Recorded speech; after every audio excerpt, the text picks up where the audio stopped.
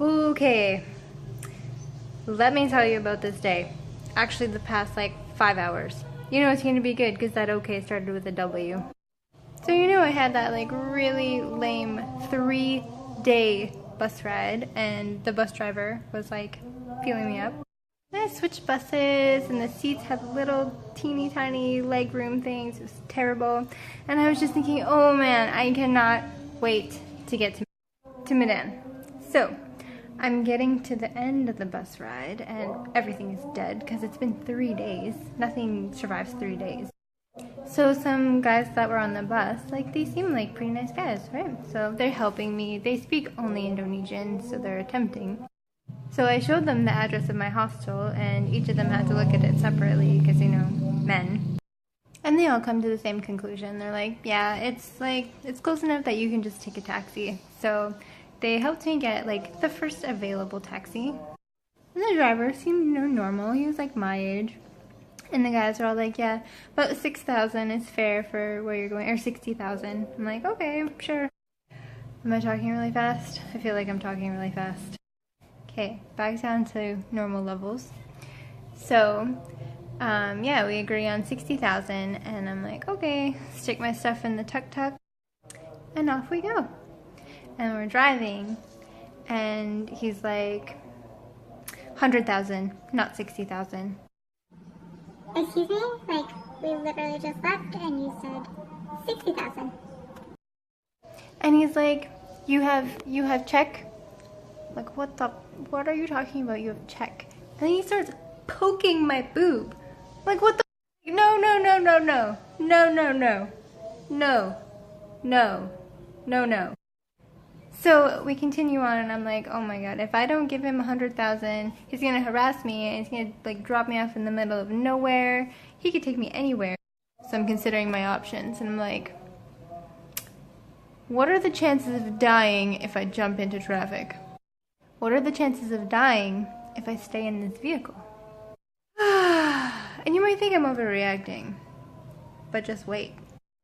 So he continues, and he's like, yeah, 100,000, not 60,000. I'm like, okay, you know what? Whatever, just drive. And then he continues, and he's like, so you alone?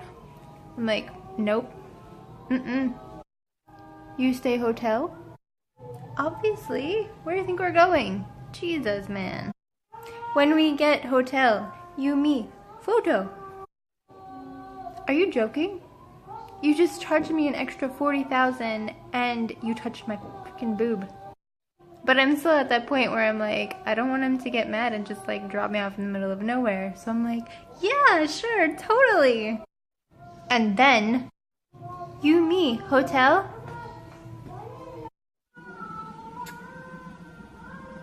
What? And then he does it again. He's like, you, me, and starts humping his motorcycle. That jumping out option starting to seem more reasonable. So I'm like, no, no, no, no, no, no. So he starts freaking grabbing my boobs again. I'm like, whoa, okay, no, stop. So I put my Vietnam rice hat in front of me. What is wrong with you? Stop. And he can't seem to accept that I just don't want to sleep with him. So he's like, you meet friends? Abso-freaking-lutely I'm meeting a friend. Yes.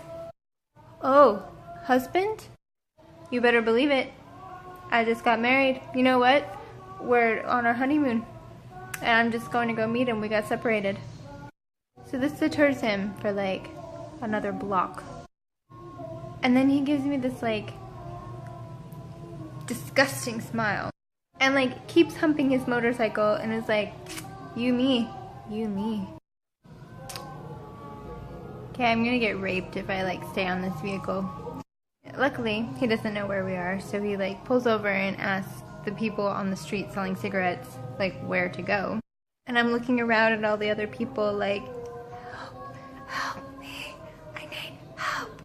And this guy in the car beside us is like, hey, where are you going? I'll just look on my phone, it's okay. I'm like, hallelujah, alhamdulillah, Jesus, amazing, beautiful. Huh, oh my Buddha. I'm like, can you please take me the rest of the way, please? To like this total stranger. So we both all like take our turn to the right and pull over at the sidewalk there. And he gets out of his car and I like grab my bags and book it out of that sex death cab. Oh my god. And I'm like, I was not even thinking about who this person was. I just wanted to get away from that guy so bad. I gave him $100,000 to get away from him. He's like, oh, you know? I'm like, yeah, man. This is who I was gonna go meet. This is my husband. And the guy's like, it's okay, don't worry, I'm a police officer. And he like pulls out a badge and shows me. I'm like, well, that's like amazing. What an amazing stroke of good luck. This must be good luck. This must be what good luck is. Yes. But wait. So he's like, okay, I can help you. He like puts my bag in the back of his car thing, truck, SUV. And I got in the car, and I guess it all just hit me, all of this stuff, and I just like started bawling my eyes out. It's like, oh no, it's okay. You travel alone? You travel alone? I'm like, I don't know whether to trust them or not, so I'm like, no, I'm meeting someone at the place. So he pulls out his phone and calls his wife and is like, you talk to my wife. She travels as well. She's really good. She knows everything. But she didn't answer, so I was just like sitting there crying, and then I'm like telling him what happened. And I'm like, this happened on the bus too. Like, what is happening? Just because I'm a foreigner does not mean it's okay to touch me. No. And he got like really mad, and he's like, oh, where did that guy go? And he like pulled the vehicle around and like went to go follow him. So now we're going back towards the bus station, which was where I was trying to leave. And he's like, no, I'm police. It's my job to protect you. I need to find him. Why didn't you tell me sooner? So at this point, I'm kind of like over the shock, and I'm like calming down, and I'm like, okay, this is cool. And now reason is hitting me. And I'm like, I just went from one stranger's car to another stranger's car, and I have no idea where we're going. And he starts talking more about this guy, and he's like, he's probably on drugs. I think that's why. Like, how does drugs have anything to do with being a disgusting pervert? And he's like, well, people do anything they can to get money, including overcharging foreigners, and then drugs make them do bad things, and then rinse and repeat. And then he pulled out his badge again, and he's like, I'm an undercover police officer for drugs. So I'm like, okay, well, maybe he just went straight back to his drug dealer, and that's why we can't find him. So finally, he like gives up the search, and he's like, well, I can't find him. Let's just take you to wherever you were going. So I'm like, oh my god, okay, everything's gonna be okay, everything's gonna be fine. And then he like starts talking about his work. And he's talking about how like he doesn't have a lot of protection, like they don't have bulletproof vests, they don't have anything. He just has like himself and his gun. And he showed me this like slit in his arm where he was fighting a criminal, and they like fought back and they like cut his tendon. And then he showed me his gun. And I don't mean penis, I mean like legitimate gun. I'm gonna die. I went with a potential rapist to a potential murderer. And he was saying that, you know, his conditions of work, they really suck. Like, when he kills criminals, administration asks him why. He was talking about corruption in the government and all kinds of fun and exciting things. And then there's like a van on the wrong side of the road, which is pretty common here. I'm pretty sure he started what the equivalent of swearing is in Indonesian, and then rifles through, you know, the like side middle console and pulls out another gun, like the one that you see in the Mafia. And he just like waves it out the window at the guy that's on the wrong side of the road and like honks his horn. Pretty sure I saw that in like a Russian Mafia movie once.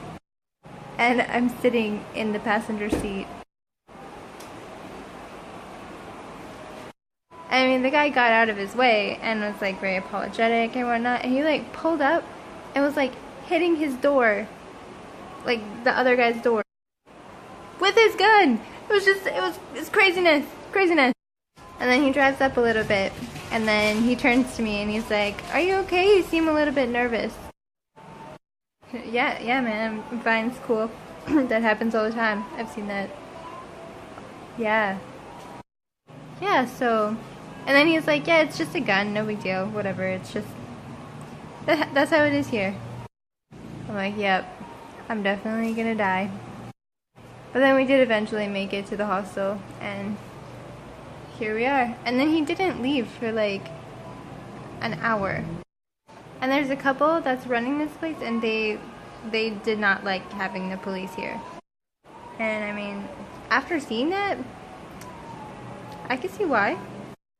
So they kind of like asked me to help him leave. So I basically told them that everything was really good here, everything seemed really safe, thank you so much for saving me, all that good stuff. Which, I mean, he did. He did technically save me, but then he also like waved 2 guns around in front of me, which was not very safe feeling. But yeah, apparently they had a lot of problems with the police here. It's unfortunate. Just like their family. And she said like at the middle of the night, a huge police force would just show up and bother them. Moral of the story, don't get into cars with strangers. Apparently not even tuk-tuks, just only order taxis.